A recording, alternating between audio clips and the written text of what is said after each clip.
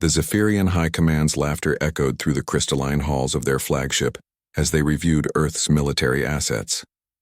General Vexitar's 6 eyes gleamed with amusement as holographic displays showed humanity's crude war machines. "Look at these primitives," he chittered, his mandibles clicking in derision.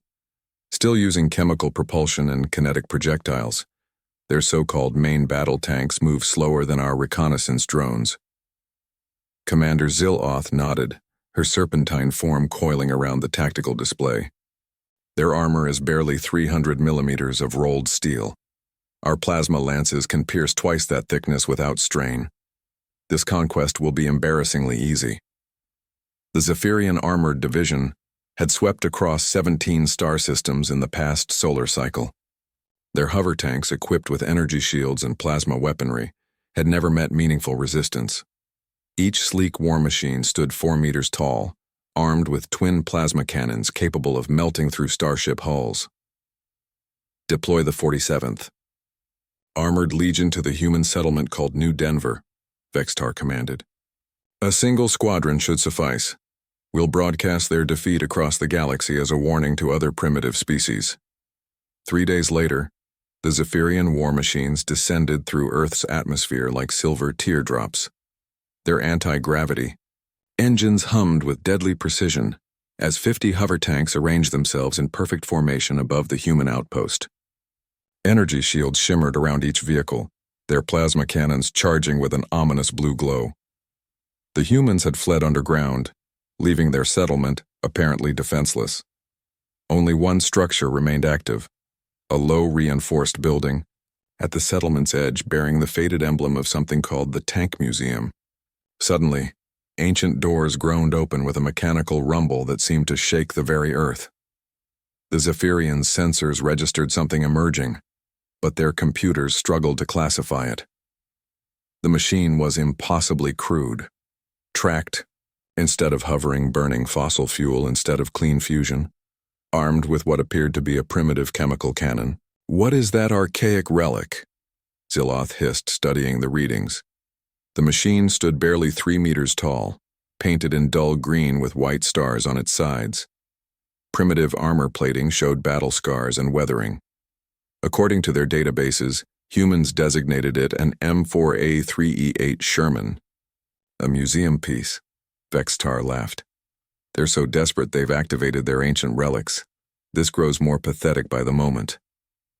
The Sherman tank rolled forward on squeaking tracks, black smoke puffing from its exhaust. Inside the cramped crew compartment, Sergeant Major Elena Vasquez gripped her commander's periscope with steady hands. At 73 years old, she was the last person alive who knew how to operate this particular machine. "Gunner, target the lead hover tank," she commanded calmly. "High explosive load." The Zephyrians watched in bemused fascination as the antique tank's turret slowly traversed toward them. Their leader's tank hung motionless, energy shields at maximum, confident in their technological superiority. "Should we engage, General?" asked a subordinate. "No," Vextar replied dismissively. "Let it fire first. I want recordings of their primitive projectile bouncing harmlessly off our shields. The propaganda value will be immense." The Sherman's main gun erupted with a thunderous roar that split the air. The 76mm high-explosive shell crossed the distance in a fraction of a second, but instead of striking the Zephyrian tank's hull, it detonated directly against their energy shield. What the aliens hadn't anticipated was the shell's primitive nature working in humanity's favor. Their shields, designed to deflect coherent energy beams and sophisticated projectiles, couldn't properly disperse the chaotic explosion of a crude chemical warhead. The blast pattern created resonance frequencies that overloaded the shield generators. The lead hover tank dropped like a stone as its anti-gravity failed, crashing into the ground with a satisfying crunch. "Impossible!" Vextar screamed. "All units engage immediately." 50 plasma cannons fired in unison, turning the air around the Sherman into a hell of superheated gas. When the glare faded, they expected to see molten slag. Instead, the tank sat unmoved, its thick armor glowing cherry red but intact. Elena smiled grimly as she observed the aliens' confusion. Earth's metallurgists had learned something during the museum's restoration. The old tank's steel, forged in the furnaces of 1944, contained impurities that actually helped disperse energy weapons. The seemingly primitive armor had been inadvertently optimized to resist exactly this type of attack. "Driver, advance," she ordered. "Gunner, load armor piercing. Let's show these bastards how we fought in the old days." The Sherman lurched forward, picking up speed as its Ford GAA engine roared with purpose. The Zephyrians fired frantically, but their plasma beams only served to heat the tank's armor to optimal hardness.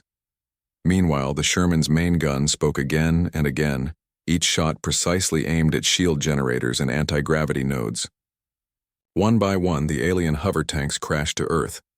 Their crews, trained to fight from a distance with superior technology, found themselves helpless against an enemy that simply absorbed their attacks and kept advancing. The Sherman's machine, guns chattered to life, filling the air with lead as alien crews abandoned their vehicles. Within an hour, the entire Zephyrian armored legion lay in ruins. The ancient Sherman sat amid the wreckage, its armor still glowing but its crew very much alive.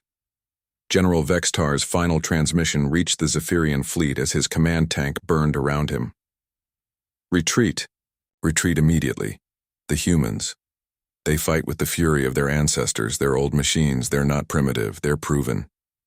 As the alien fleet fled Earth's system, Sergeant Major Vasquez climbed from her tank's hatch and surveyed the battlefield. She patted the Sherman's scarred armor affectionately. "Good girl," she whispered. "Still got it after all these years."